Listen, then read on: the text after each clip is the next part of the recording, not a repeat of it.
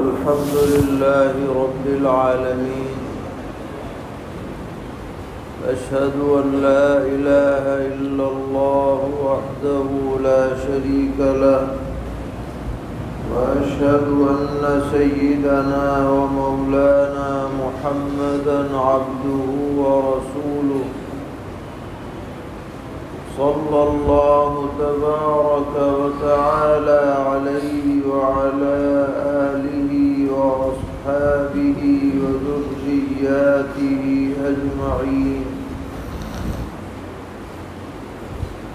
أما بعد، فعن عبد الرحمن بن أبي قراد رضي الله تعالى عنه قال: توضأ رسول الله صلى الله تعالى عليه وسلم ذات يوم، فجعل أصحابه يتمسحون بوضوئه، فقال النبي صلى الله تعالى عليه وسلم: ما يحملكم على هذا؟ قالوا: حب الله ورسوله صلى الله عليه وسلم. فقال رسول الله صلى الله تعالى عليه وسلم: من سره أن يحب الله ورسوله أو يحبه الله ورسوله فليصدق في حديثه إذا حدث، وليؤدي أمانته إذا اؤتمن، وليحسن جوار من جاوره، أو كما قال عليه الصلاة والسلام۔ محترم بھائیوں اور بزرگوں، ایک صحابی ہیں جن کا نام ہے عبد الرحمن ابن ابی قراد رضی اللہ تعالی عنہ۔ وہ فرماتے ہیں کہ ایک مرتبہ نبی اکرم علیہ الصلاۃ والسلام وضو کے لیے تشریف فرما ہوئے،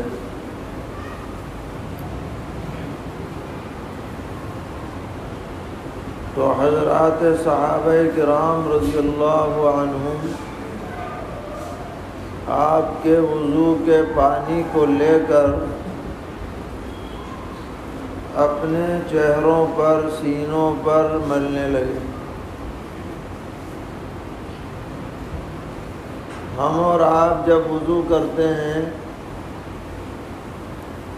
تو برابر والا آدمی ہمارے وضو کے پانی کی اگر چھینٹیں بھی پڑ جائیں تو برا محسوس کرتا ہے۔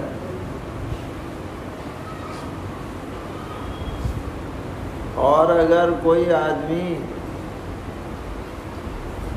کسی کے اوپر منہ میں پانی لے کے کلی کر دے تو میاں لڑائی کی نوبت آ جائے کہ اچھا میرے اوپر کلی کر دی۔ اور اگر کوئی تھوک دے یا بلغم لگا دے تو میاں پھر تو دیکھو آستینے نہ چڑھ جائیں۔ لیکن نبی اکرم علیہ الصلاۃ والسلام کے ساتھ صحابہ کرام رضی اللہ عنہم کا عمل یہ تھا کہ جب آپ وضو فرماتے تھے تو آپ کے جسد اقدس سے لگا ہوا پانی زمین پر نہیں گر پاتا تھا، کسی نہ کسی صحابی کے ہاتھ پہ گرتا تھا، اور وہ اس پانی کو اپنے لیے تبرک سمجھ کر چہرے پہ لگاتا تھا، سینے پہ لگاتا تھا، اور کسی آدمی کو اگر پانی نہ ملے تو دوسرے ساتھی کی پانی کی نمی ہی کو اپنے لیے برکت کا سبب سمجھتا تھا۔ یہ عجیب منظر دنیا میں صرف پیغمبر علیہ الصلاۃ والسلام کی محبت میں صحابہ کرام رضی اللہ تعالی عنہم کے ذریعے سے ظاہر ہوتا تھا۔ تو آپ وضو فرما رہے ہیں اور صحابہ جو ہیں وہ ہاتھ میں پانی لے رہے ہیں، تو ہم جیسا اگر کوئی آدمی ہو اور اس کے ساتھ لوگ ایسا کرنے لگیں تو وہ تو اپنے کو پتہ نہیں کیا سمجھنے لگے گا کہ لوگ میرے اتنے عقیدت مند ہیں اور جناب اتنے چاہنے والے ہیں، لیکن نبی اکرم علیہ السلام کو اللہ تعالیٰ نے معلم بنا کر بھیجا ہے، ہادی بنا کر بھیجا ہے، رہبر بنا کر بھیجا ہے۔ چنانچہ آپ نے صحابہ سے پوچھا ما یحملکم علی ھذا، کہ بھئی یہ جو تم عمل کر رہے ہو میرے وضو کے پانی سے، تمہیں کس چیز نے آمادہ کیا، کیا سبب ہے؟ تو صحابہ نے عرض کیا کہ حضرت حب اللہ و رسولہ، کہ اللہ کی محبت ہمارے دل میں ہے، رسول اللہ کی محبت ہمارے دل میں ہے، اس لیے ہم آپ کے وضو کا پانی اپنے چہروں پہ لگا رہے ہیں۔ اور بھائی انہوں نے سچ کہا، اس میں کیا شک ہے؟ محبت نہ ہو تو یہ عمل کیسے ہو سکتا ہے؟ لیکن پیغمبر علیہ السلام نے یہ نہیں فرمایا کہ بھائی کرتے رہو، بس ٹھیک ہے اسی کام پہ لگ جاؤ، بلکہ آپ نے اصل بات کی طرف توجہ دلائی اور فرمایا کہ من سرہ ان یحب اللہ ورسولہ او یحبہ اللہ ورسولہ، جسے یہ بات اچھی لگے کہ وہ اللہ اور اس کے رسول سے محبت کرے یا اللہ اور اس کا رسول اس سے محبت کرے، تو اسے 3 کام کرنے پڑیں گے۔ خالی پانی بدن پہ لگانا کافی نہیں ہے اظہار محبت کے لیے، بلکہ ان 3 معیاروں پر پورا اترنا پڑے گا۔ فرمایا فَلْيَصْدُقْ فِي حَدِيثِهِ إِذَا حَدَّثَ، پہلا معیار یہ ہے محبت رسول کا کہ جب بھی گفتگو کرے تو سچی گفتگو کرے، سچ بولے، جھوٹ نہ بولے۔ اگر جھوٹ بولتا ہے اور پھر حضور سے محبت کا دعویٰ کرتا ہے تو یہ دعویٰ جھوٹا ہے، سچا نہیں ہے۔ محبت رسول کے لیے لازم ہے کہ آدمی سچ بولنے والا بنے۔ سرور عالم صلی اللہ تعالی علیہ وسلم نے فرمایا کہ آدمی سچ بولتا ہے اور سچائی کی تلاش میں رہتا ہے تو اس کا نام صدیقین میں لکھ دیا جاتا ہے، گویا کہ وہ جنت کا مستحق قرار دیا جاتا ہے۔ اور اگر آدمی جھوٹ بولے اور جھوٹی باتوں کی تائید کرے اور جھوٹ کی تلاش میں رہے اور جھوٹ کو جھوٹ نہ سمجھے، فرمایا پھر اس کا نام جھوٹوں میں لکھ دیا جاتا ہے، گویا جہنم کا وہ مستحق ہو جاتا ہے۔ جھوٹے آدمی کی نہ دنیا میں عزت ہے نہ آخرت میں عزت،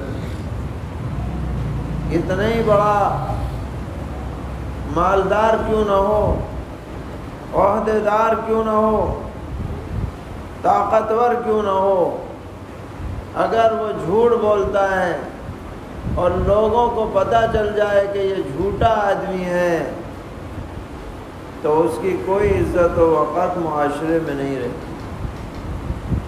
لیکن اگر آدمی سچ بولے، سچائی کو اختیار کرے،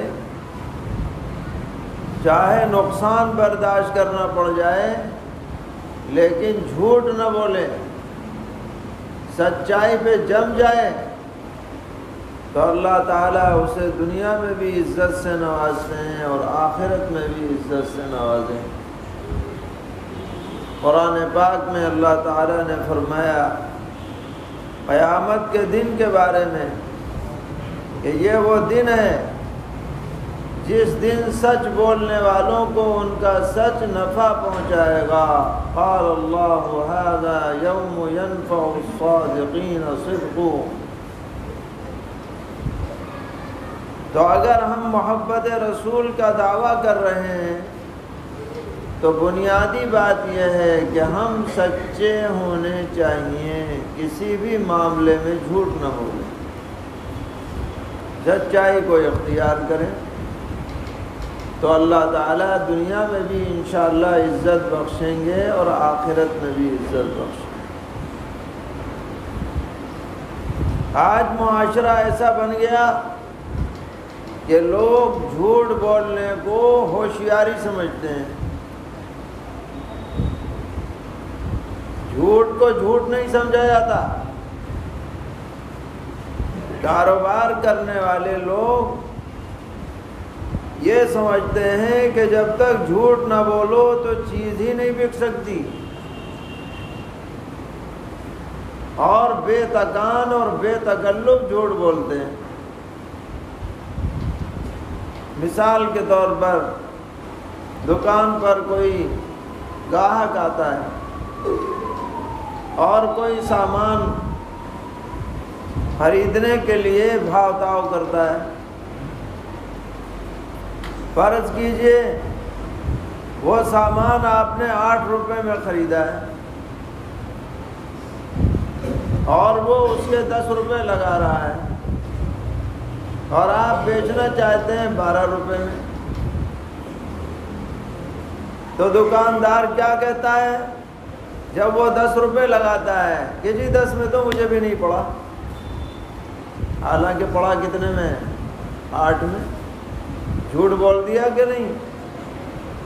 مگر یہ کہہ کر کے 12 میں بیچنے کا راستہ آسان کر دیتا ہے، کیونکہ جب اس کے سامنے یہ بات آئے گی کہ اسے 10 روپے میں نہیں پڑا تو 10 میں کیسے بیچ دے گا، وہ چپ ہو جاتا ہے، 12 میں لے لیتا ہے۔ آپ خوش ہو گئے کہ جی بہت اچھا، یہ بہت اچھا کام کیا کہ ایسی صورت کر لی کہ یہ گاہک جانے نہیں پایا اور لے کے چلا گیا۔ لیکن اس کاروبار میں جھوٹ شامل ہو گیا، چاہے 2 روپے کے بقدر ہو۔ چنانچہ فقہا فرماتے ہیں کہ جب آدمی یہ کہہ کر کے بیچے کہ مجھے اتنے میں پڑا ہے، میں اتنے میں دے رہا ہوں، تو وہ سچ بولنا ضروری ہے، ورنہ یہ عقد ہی فاسد ہو جائے گا جھوٹ بولنے کی وجہ سے۔ ارے بھائی آپ کو 12 میں بیچنا ہے، آپ تو یوں کہیے کہ جی 12 میں ملے گا، لینا ہو لو، نہیں لینا ہو نہ لو، کوئی بات نہیں، کوئی جھوٹ نہیں، کوئی دھوکہ نہیں۔ یہ کیوں کہہ رہے ہو کہ اتنے میں نہیں پڑا اور پڑا ہے کم میں؟ تو اس طرح کی چھوٹی چھوٹی باتیں جو جھوٹ بن جاتی ہیں ان سے ہمیں بچنا ہے، سچائی کو اختیار کرنا ہے۔ سرور عالم صلی اللہ تعالی علیہ وسلم ایک مرتبہ بازار میں تشریف لے گئے اور آپ نے ارشاد فرمایا کہ الا ان التجار هم الفجار،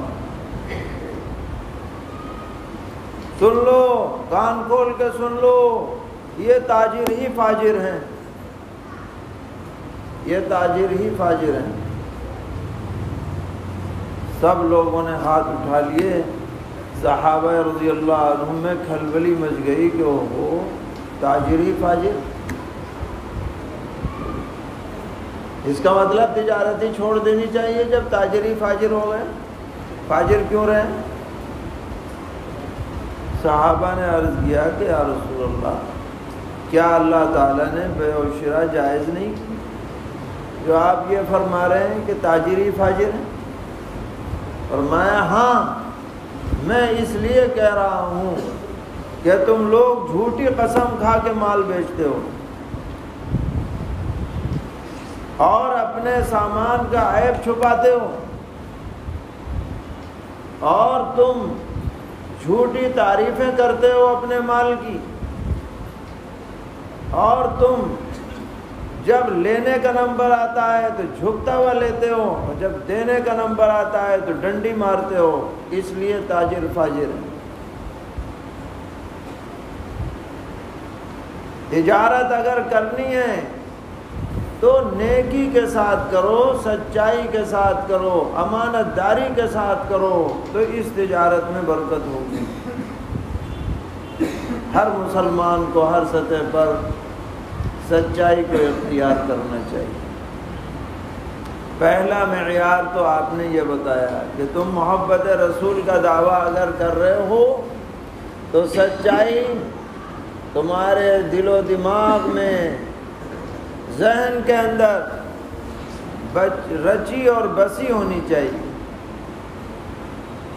اس کے بعد آپ نے فرمایا کہ وَلْيُؤَدِّ أَمَانَتَهُ إِذَا اؤْتُمِنَ، کہ اگر تمہیں یہ بات اچھی لگتی ہے کہ تم اللہ اور اس کے رسول کے محب اور محبوب بن جاؤ، تو تمہیں اگر امین بنایا جائے تو تمہیں امانت ادا کرنی پڑے گی۔ وَلْيُؤَدِّ أَمَانَتَهُ إِذَا اؤْتُمِنَ، کوئی آدمی اپنا سامان تمہارے پاس حفاظت کے لیے رکھوائے، اس کو کہتے ہیں امانت۔ جب وہ مانگے فوراً واپس کرو۔ جیسے اپنے ذاتی مال کی حفاظت کی جاتی ہے، ایسے ہی اس امانت کی حفاظت کرو۔ امانت میں کمی بیشی مت کرو، خیانت مت کرو۔ اگر امین بنے ہو تو امانت ادا کرو، تو سمجھا جائے گا کہ تم محبت رسول میں اور محبت خدا میں سچے ہو۔ جو حکم اپنے پاس کسی کی چیز امانت رکھنے کا ہے، وہی حکم ذمہ داریوں کا بھی ہے۔ اگر ہم مسجد کے متولی ہیں، مدرسے کے محتمم ہیں، تنظیم کے ذمہ دار ہیں، تو اس کا جو پیسہ آتا ہے وہ امانت ہے، اس کی حفاظت کرنا، اس کو صحیح مصرف میں لگانا، اس کو ناجائز طور پر استعمال نہ کرنا، اسی کا نام امانت ہے۔ اس کی پابندی ضروری ہے، ورنہ یہ ذمہ داری آخرت میں بوجھ بن جائے گی، لینے کے دینے پڑ جائیں گے۔ دنیا میں تو بڑا اچھا لگتا ہے، ہمیں بنا دو ذمہ دار، ہمیں بنا دو۔ اگر صحیح طرح امانت کے ساتھ کام نہیں کیا تو میاں لائن میں لگ جائیں گے، دو حساب، ایک ایک بائی کا حساب دینا پڑ جائے گا، بھاری پڑ جائے گا۔ ہاں اگر امانت کے ساتھ کام کیا ہے تو کچھ بھاری نہیں، تو رفع درجات کا سبب بنے گا۔ وَلْيُؤَدِّ أَمَانَتَهُ إِذَا اؤْتُمِنَ، تو ہم سب کو امانت داری کا خیال کرنا چاہیے، یہ ہمارا ذہن بننا چاہیے، جبھی ہم اللہ اور اس کے رسول صلی اللہ تعالیٰ علیہ وسلم سے سچی محبت کرنے والے کہلائے جا سکتے ہیں۔ اور تیسرے نمبر پر آپ نے فرمایا کہ وَلْيُحْسِنْ جَوَارَ مَنْ جَاوَرَ، اگر تم محبت رسول میں سچے بننا چاہتے ہو تو اپنے پڑوسیوں کے ساتھ اچھا برتاؤ کرو۔ پڑوسی تین طرح کے ہوتے ہیں۔ ایک پڑوسی وہ ہے جو مسلمان بھی ہے، آپ کا رشتہ دار بھی ہے، اس کے تین حق ہیں، ایک پڑوسی ہونے کا، ایک مسلمان ہونے کا، ایک رشتہ دار ہونے کا۔ اس کے ساتھ اگر اچھا برتاؤ کرو گے تو تینوں اعتبار سے اجر و ثواب ملے گا کہ یہ پڑوسی ہے، یہ مسلمان بھائی ہے، یہ رشتہ دار ہے۔ اور اگر پڑوسی ہے اور رشتہ دار ہے تو دوہرا ثواب ہے، پڑوسی ہونے کا اور رشتہ دار ہونے کا۔ اگر وہ پڑوسی ہے اور غیر مسلم ہے پڑوسی، تو محض پڑوسی ہونے کے اعتبار سے بھی اس کا خیال رکھنا آپ کے لیے ضروری ہے کہ بھئی یہ ہمارا پڑوسی ہے، اس کے دکھ درد میں شریک رہیں، اس کے خوشی میں شریک رہیں، اپنی ذات سے اس کو تکلیف نہ پہنچائیں۔ یہ اسلام کی تعلیم ہے، اس میں مسلم غیر مسلم کی کوئی قید نہیں ہے۔ اگر ہم ان کے ساتھ اچھا برتاؤ کریں گے تو ان کے دل میں ہمارے ذریعے سے اسلام کی عظمت پیدا ہوگی کہ ان کا مذہب یہ سکھلاتا ہے کہ پڑوسیوں کے ساتھ اچھا برتاؤ کرو۔ یاد رکھیے گا، آدمی پر بات کا اتنا اثر نہیں ہوتا جتنا کردار کا اثر ہوتا ہے۔ آپ زبانی طور پر کسی کو کہتے رہیں، ممکن ہے کہ وہ مانے کہ نہ مانے، لیکن آپ نے اگر اپنا بہترین کردار پیش کیا ہے تو وہ ماننے پہ مجبور ہو جائے۔ وَلْيُحْسِنْ جَوَارَ مَنْ جَاوَرَ۔ تو ہم میں سے ہر آدمی کو چاہیے کہ ان تینوں معیاروں پر پورا اترنے کی کوشش کریں۔ سچائی کو اختیار کریں، نمبر 1، امانت داری کو اختیار کریں، نمبر 2، اور پڑوسیوں کے ساتھ حسن سلوک کریں۔ یہ دین کی تعلیم ہے۔ آج ہم دیکھتے ہیں اوروں سے دوستی ہے اور پڑوسی سے ذرا سی بات پہ جھگڑا ہے، نالی ادھر کو نہیں نکلے گی ادھر کو نکلے گی، اسی پہ جھگڑا ہے، پر نالا یہاں گرے گا، آپ چک کا یہ مسئلہ ہے، مقدمہ بازیاں ہو جاتی ہیں، مار پیٹ ہو جاتی ہے۔ ارے بھائی پڑوسی ہے، چلو نظر انداز کرو، معاملہ نپٹاؤ۔ یہ جذبہ نہیں ہے۔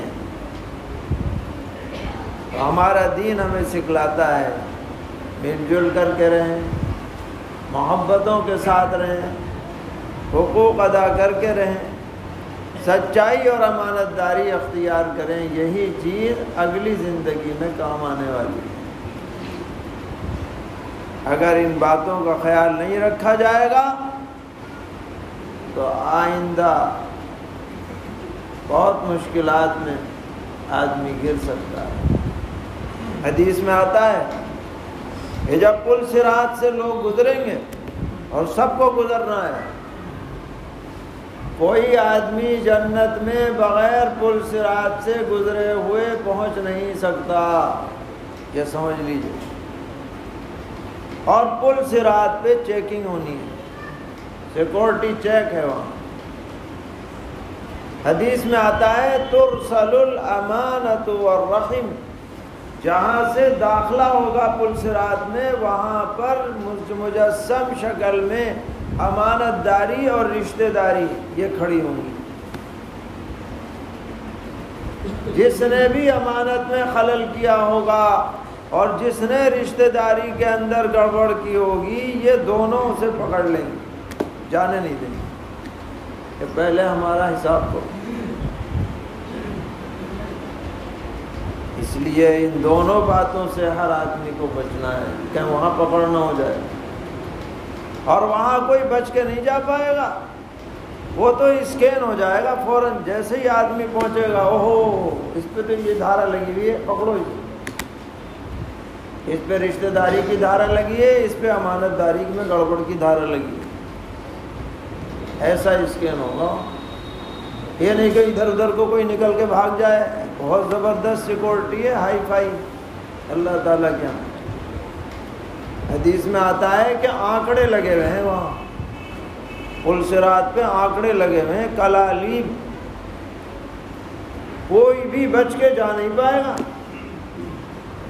فوراً پکڑ لیں گے، وہ بچ کے وہی جائے گا جو یہاں بچا ہوا رہے گا۔ اب دیکھ لے یار آدمی، زیادہ ہوشیار نہ بنے اللہ تعالیٰ کے سامنے،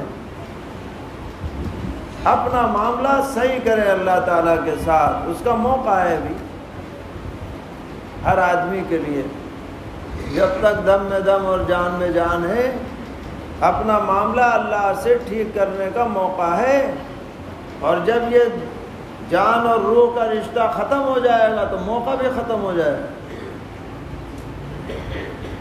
اس لیے ہم یہ درخواست کرتے ہیں کہ روزانہ سونے سے پہلے ان 3 باتوں کا خیال کر لیں، ہم سچ بول رہے ہیں کہ نہیں، امانت ادا کر رہے ہیں کہ نہیں، ہمارا پڑوسیوں کے ساتھ کیسا معاملہ ہے، رشتہ داروں کے ساتھ کیسا معاملہ ہے، ٹھیک کر کے سوئیں تو انشاءاللہ خیر ہوگی، اور اللہ تعالیٰ دارین کی عزت سے نوازے۔ اللہ تعالیٰ ہم سب کو توفیق عطا فرمائیں، ہر طرح کی غلطیوں سے ہماری حفاظت فرمائیں، وصلی اللہ تعالیٰ علی خیر خلقہ محمد وآلہ وصحبہ اجمعین برحمتک یا ارحم الراحمین۔